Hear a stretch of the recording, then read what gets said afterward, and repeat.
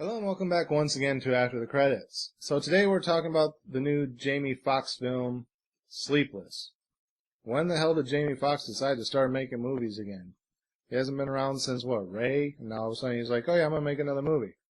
So we have Sleepless. What did I think of Sleepless? I don't think it should have been called Sleepless. I think it should have been called Sleepy because I toned out for the first probably half of the movie. And again, really, it's one of those titles that doesn't make sense about why they call it Sleepless. It has nothing to do with that. Basically, what we start out with is, from what I remember, because like I said, I kind of zoned out for the first 20 minutes, and I kind of got the gist of what was going on, but it wasn't really drawing my attention in, so I just kind of zoned out thinking about other things, and I'm like, wait, I need to be paying attention to this movie because I'm supposed to do a review on this. So we start out with these two guys robbing drug dealers and stealing all their drugs, I guess to sell them themselves or whatever, and then we find out quickly that the two guys are cops.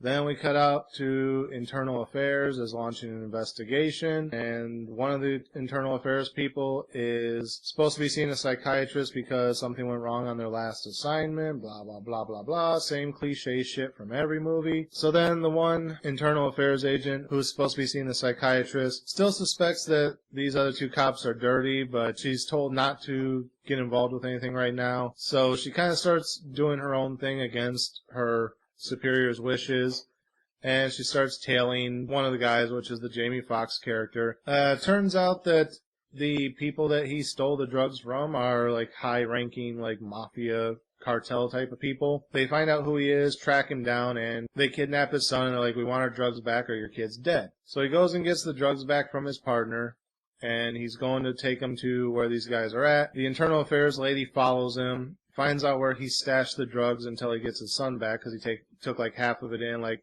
here's half of it. Once I have my son out of here safe, I'll give you the other half. She follows him, finds out where he stashed it, takes it. So he goes back to get the drugs to get, now that his son's released, and it's like, oh shit, the drugs are gone. So instead of just going back and saying, hey, this fucking Internal Affairs lady was following me, she got the drugs, let me find her, I'll get it back, I just need a little bit more time.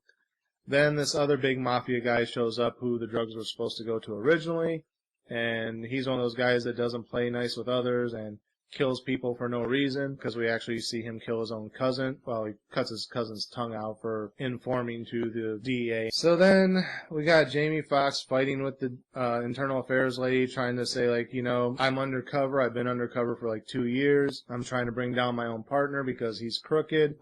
Basically I'm Internal Affairs myself, but no one knows. And they have my son. I need the drugs back so I can get him. And then after my son's safe, I'll help you take everyone down. She doesn't believe him, blah, blah, blah. And, of course, after a while, things kind of pan out. There's a big shootout. He gets his son back. He's trying to escape with his son, but has to make his way through the casino. And they're, like, chasing him through the casino and stuff.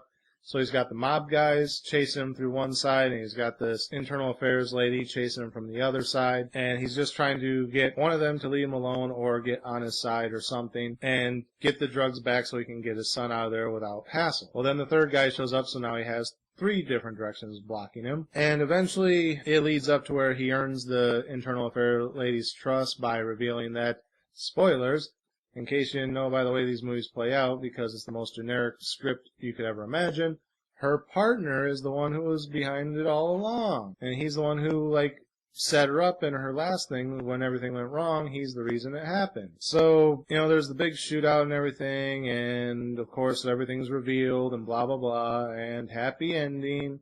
He makes it out with his kid. They're both safe. The Internal Affairs lady trusts him now, says he's a good cop, blah, blah, blah. And then it sequel baits the hell out of the movie, because the big bad who kind of showed up and doesn't play well with others was the son of this other even more big bad, who he's like, well, if I don't resolve this, my father's going to come down here, and you guys know you don't want him down here. So then the father calls to see if everything's resolved, and one of the crooked DEA agents picks up the phone. He's like, yes, sir, this is so-and-so. We have a problem. And end. Credits. So sequel bait the hell out of it for a movie that probably won't happen because this movie was kind of shit. Like I said, it was trying to be something good. It was trying to be a good action movie, a good, not even really buddy cop, but kind of like drug bust movie. But it's just so cliche. It hits every fucking mark in the book. It's like, hey, what made all these other movies okay, and it's like, let's take all the most cliche shit out of each one and put together a story. And like I said, it was so cliche, within the first 2 minutes of the movie being on, I completely zoned out of it for about 25 minutes. And I still managed to know what the hell was going on throughout the movie. Not really much else to say about it other than that. I don't really recommend it. What would I give it as far as a star rating? Probably like a 2, maybe less. I don't know. I'm gonna try to be fair to it, because like I said, it wasn't necessarily that it was a bad movie. It was just so cliche that it was boring. Yeah, I'll give it a 2. That's the best I can do for it. I'm honestly debating dropping it down to like a 1.5. I don't think it's quite a 1. It's not quite that bad, but it's like borderline bottom 2. It's almost a 1.5 for me, honestly. But I'm going to be fair and give it a 2. If you like schlock films that hit every cliche in the book, check it out.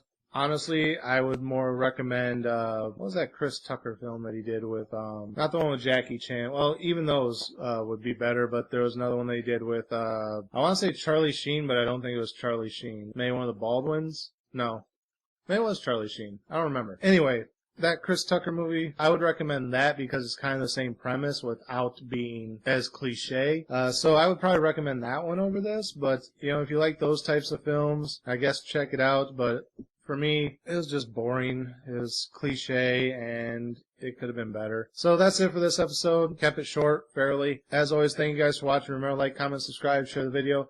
Links are down there in the description. Click the bell up here in the corner. Make sure you're getting updates every time I post new content. And until next time, I'll see you after the credits.